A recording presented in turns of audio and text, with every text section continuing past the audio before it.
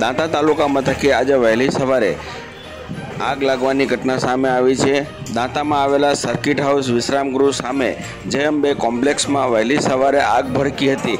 જો કે ધુમાડાના ગોટે ગોટા જોવા મળતા લોકો દ્વારા તેના માલિકને જાણ કરાઈ હતી અને ભારે અફરાતફરીનો માહોલ જોવા મળ્યો હતો અને દુકાનદારો સહિત આજુબાજુના લોકો તાત્કાલિક ઘટના સ્થળે પહોંચ્યા અને આગ બુઝાવવાનો પ્રયાસ હાથ ધર્યો હતો। જો કે આ આગ કયા કારણોસર લાગી છે તેનું કારણ હજી અકબંધ છે, પણ શોર્ટ સર્કિટથી આગ લાગી હોવાનો એક અંદાજ જાણવા મળી રહ્યું છે। જો કે દાંતા તાલુકા મથક હોવા છતાં કોઈપણ જાતનો ફાયર ફાઇટર ન હોવાથી મોટી ખુમારી સામે આવી છે।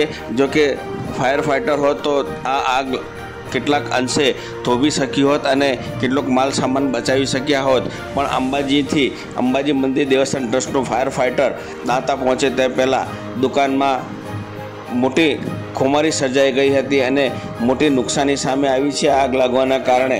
જો કે આ સમગ્ર ઘટનામાં કોઈ જાનહાનિના સમાચાર નથી, પણ હજી સુધી આ આગ કયા કારણોસર લાગી તેનું સંપૂર્ણ કારણ અકબંધ રહ્યું છે।